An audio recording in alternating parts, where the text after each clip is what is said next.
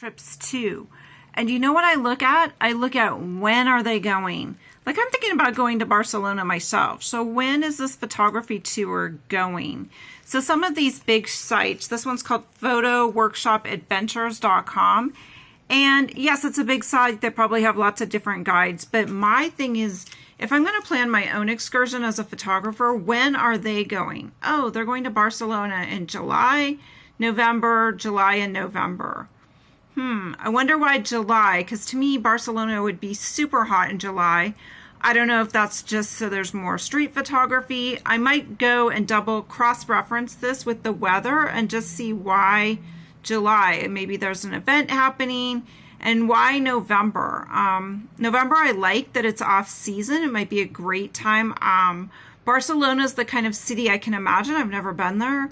That with all of this architecture and what they're showing on their page, which I'll just scan by briefly, I might want to go in a rainy month because it's going to show off those buildings. I'm going to be more focused on the elements and the mood of the street photography.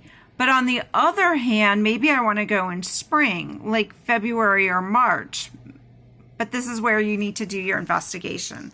And who's leading this? So you might want to ask questions. If you come across these photography tours, ask questions, reach out and find out who's leading the tour, because that's going to indicate maybe what kinds of photography content, how they lead their workshops, if you have time to wander on your own, if it's a lot of photography paired with sitting in a classroom doing Photoshop, which for me isn't important.